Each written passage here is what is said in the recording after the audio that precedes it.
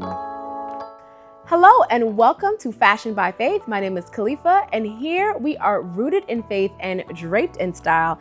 And the style that we're draped in today is a boot style, okay? I love a good boot. And we are continuing to talk about the armor of God, and the shield of faith is our topic for today.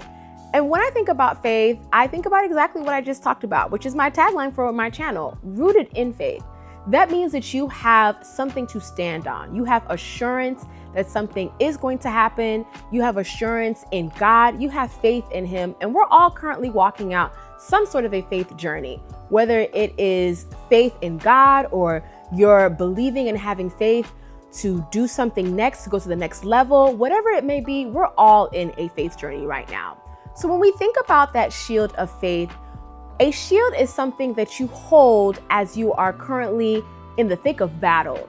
So for me, when I'm thinking about my boots, and I'm thinking about essentially whether it be my thigh highs or even my ankle size boots, what I equate that to in regards to that shield of faith, it's something that I can stand on that's solid. A shield is a solid line of defense. And the first boot that I like to talk about is one that I first started my collection off with. This was back when I was doing my master's program. I was shopping around, redefining my style, and honestly trying to find even my faith journey at the time as well. I was looking to edify my faith and enrich my faith, and consequently, I was also looking to figure out my wardrobe and my style at the time. And I knew that I love pointed toe shoes and I love high heels. So these boots I scored from Express, and when I tell you, originally they were the hardest boots to walk in, but like La Roche says, when it comes to Zendaya, you just gotta train your feet. Honestly, that's just it. That's the rule that I live by. The heel is the heel, and it's either you train your feet, find something comfortable enough, or something that you can withstand it.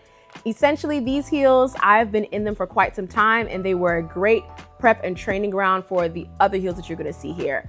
These black ones are suede at the front. I got them from Express, and they were on sale for $10. Now, I progress even forward to another Express boot, very similar vibe, but as you can notice, let me kind of put up to a comparison of the heel heights here. So you'll notice this is a little bit thicker and this is a little bit skinnier. This one I have a bit more stability, but it's actually a little bit uncomfortable for me, but I do rock out in this one as well. It's a lovely suede material.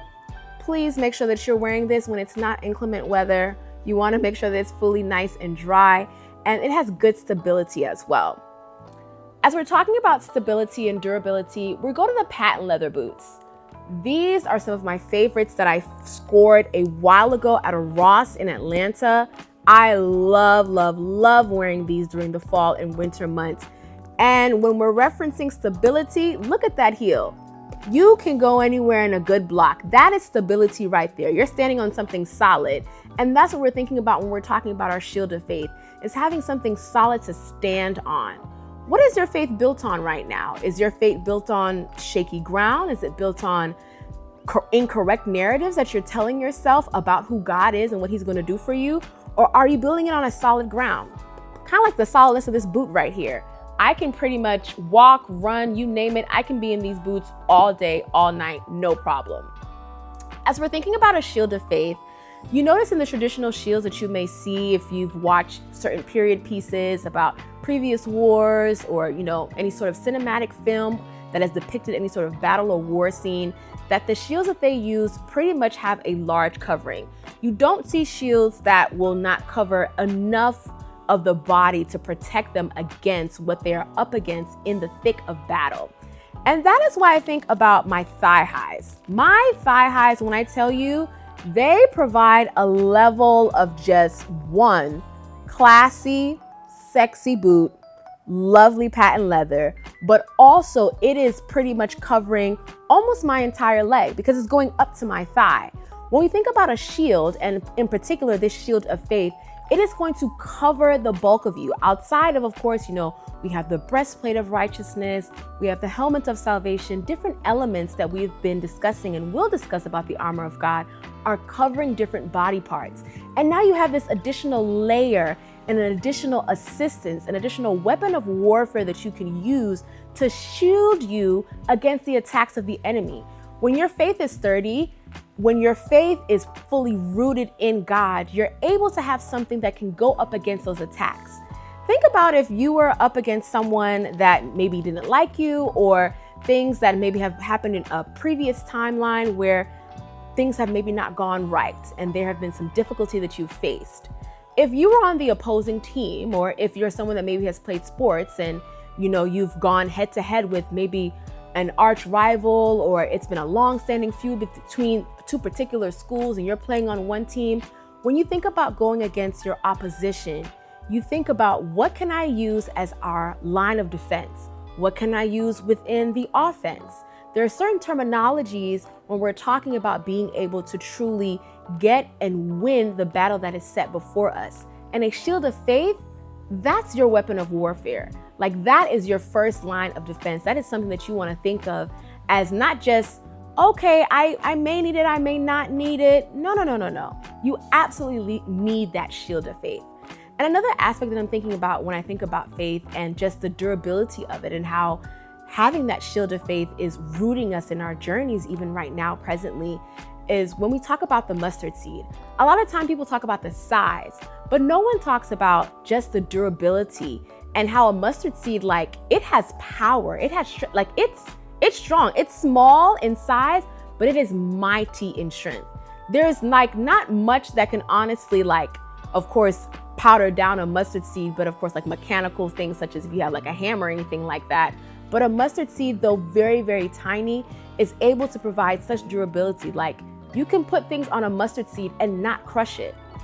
When I think about the heel height and size that I have for even some of my other thigh highs, like this thigh high that I have here, it doesn't have the same jewels and tones as the black one that I showed earlier.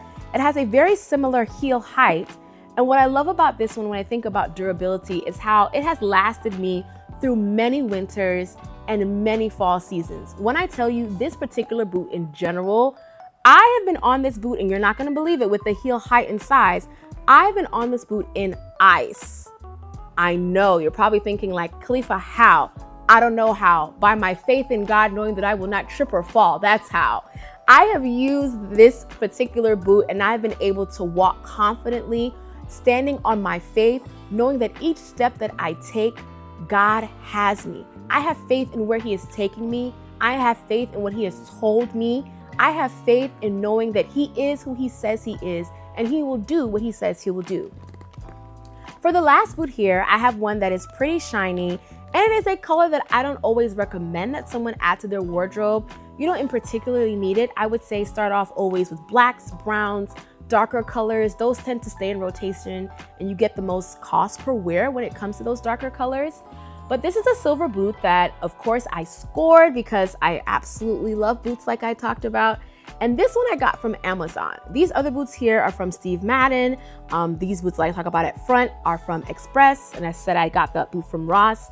This one I scored from Amazon, and it was because I was wearing a pink sweater dress. And I thought to myself, do I want to get a white boot, or do I want to get a boot that at least I know I can wear with some other outfits? Now, here's what I will say about this boot, is that it has taken a lot more time to break in this particular boot than it has all of my other boots. This one is still fairly uncomfortable for me to wear. I can only really wear and walk around it for probably about an hour. But for the most part, with this one, I would say it pretty much mimics some seasons of my faith journey. There are times where my faith, it is hard and it is very uncomfortable to believe. And that no matter how long I wear this boot, so no matter how long I'm sticking with God, there's still some elements of the journey that I'm currently walking out that are very difficult. It's very hard to believe Him, to be quite honest, for some of the things that He's even promised me years ago. There's some promises that God has made me in 2018, and at the filming of this video, it's 2025, and they still haven't come to pass. But He's continuing to remind me, no matter how uncomfortable I am, similar to how uncomfortable I can be in this particular booth, to stand on the faith of His word, to know that I have a shield of faith that can completely cover and protect me as I walk out this journey day by day. So as we're thinking about boots, and as we've been talking about our shield of faith, here are some questions to reflect on as you go throughout your day and continue to walk out your own personal journey. How has faith been a struggle for you? Is it something that you are seeking to build more on? Do you have people in your community that can hold you accountable to building on your particular faith journey? What are some areas that you would like to increase your faith in?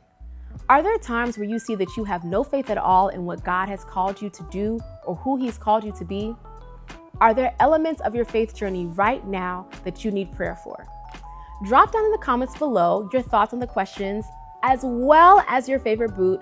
And what you are going to be doing in the comments right now is also creating a sense of community. For those of you who maybe are lacking community, need accountability partners, need people to pray for you, I want you to drop down in those comments what you would like us to pray for. I am someone who believes in the power of prayer and is standing on my faith in who God is, who He's been to me, who He's been in the past to even others in my family. I'm standing on the faith that He has gifted us and knowing that God is to be trusted, and I can have faith and believe in Him and what He is saying. As always, thank you for tuning in to this video, and thank you for even watching some of the other videos on my channel. Continue to remember that with God as our designer, the fit will always be flawless. I'll see you next time.